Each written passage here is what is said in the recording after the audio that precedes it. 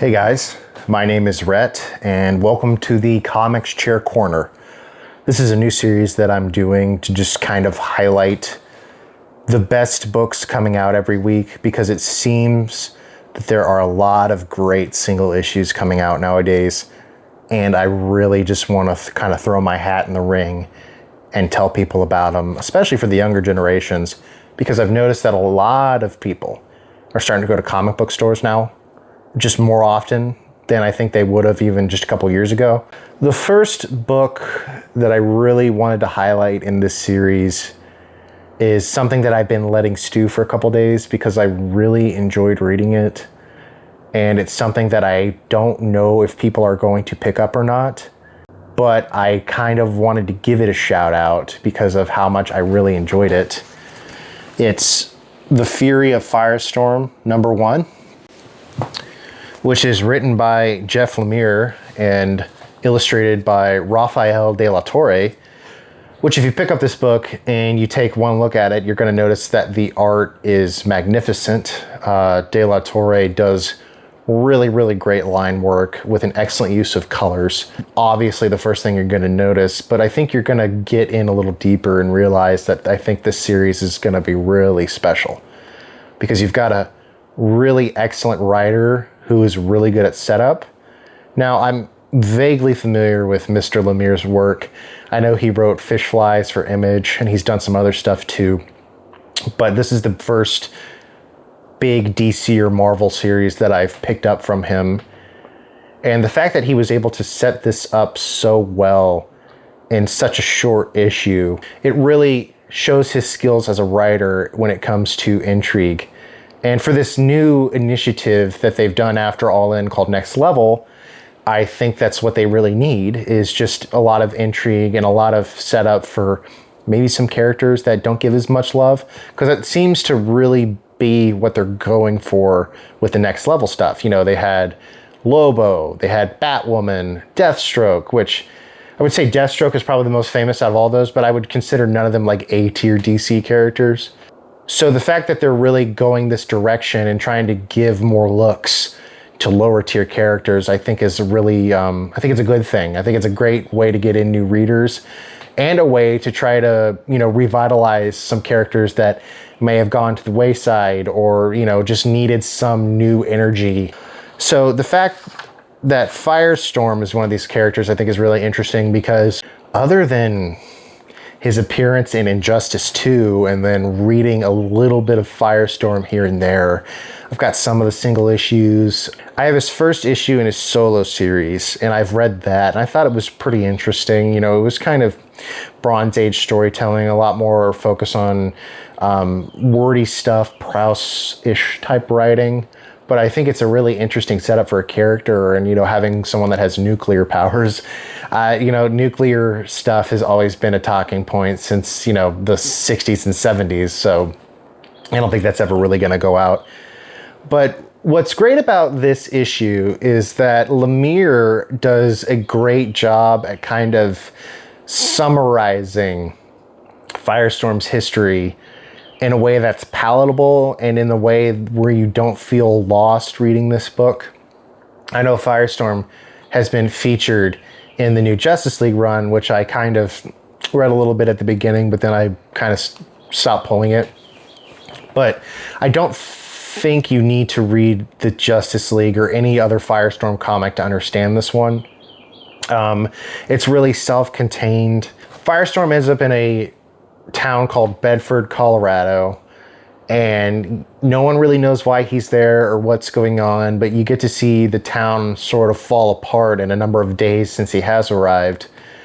And it's pretty intense, kind of just seeing the ever slowly destruction of this tiny little community, and no one really knows what's going on. The government ends up contacting Firestorm, one of his ex-girlfriends, who's also a superhero, to kind of come in to figure out what's going on, talk with him. So you kind of see what happens in present and past. And what's interesting about that is the past art has a completely different look than the present one. The present one has a much more, modern art style with kind of that digital color look. But the past art kind of looks more Silver Age with bright primaries and really soft line work. It was really cool to read just out of nowhere, that huge juxtaposition. It's just captivating. I wrote that down in my notes. Like De La Torre's art is just captivating and really interesting to look at. This is spoiler territory we're getting into right now, but I think this is a great setup for the story that they're trying to tell, kind of showing Firestorm as just a consciousness-less entity. And the fact that you kind of see both, because Firestorm's two people, and the fact that you see both kind of locked up within the Firestorm matrix, I think this is going to be really just a fun ride, let alone an interesting story. And Lemire does a great setup at the end, kind of where Firestorm talks, but without anybody behind the voice. I think this is just another comic released by DC in which they are eating Marvel's lunch. That Absolute has been killing the Ultimate. All the DC mainline books have been selling better and critically are better than Marvel's books, at least in my opinion. I really just have no complaints with what DC is doing right now. They really just are doing everything creatively that I think comics need to do. They're great stories. They're fun to read. There's a reason why I go pick them up every week. And the fact that Marvel is just so far behind, I think is really a shame. I was talking with somebody at the comic shop the other day, and the fact that Marvel keeps doing like these big tie-in events, I think is really hurting them. You know, DC did like DC KO and Absolute Power and stuff like that, but you know, those have all been for a greater purpose. You know, not just continuity reset, but you know, something like these events keep leading to something bigger. It's playing out in the background with Darkseid and the creation of the Absolute Universe in general. You know, it's such a fascinating story to have been a part of since day one as a reader, that, you know, you read stuff like Death Spiral and Blood Hunt in Marvel. It's just, I don't see how anybody could be captivated by that stuff as much as the DC stuff. And all these mainline books at Marvel keep getting tie-ins to these events that just do not matter. That's why I dropped Amazing Spider-Man. You know, other than the fact that they had Norman Osborn as Spider-Man, which, you know, I was getting a lot of pushback, but I didn't hate it. Like, you know, at least it's something a little different, you know, try to go a different direction. But then they just bring back Venom again. And, you know, they've got this new symbiote that is just in an ever-evolving line of symbiotes, because they've just run out of ideas creatively and they just keep creating new symbiotes.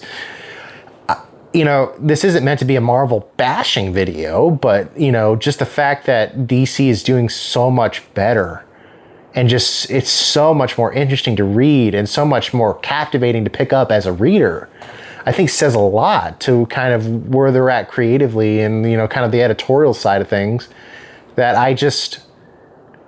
I can't recommend the Fury of Firestorm #1 enough. Yeah, it's so good, guys. And go pick it up. Go get it.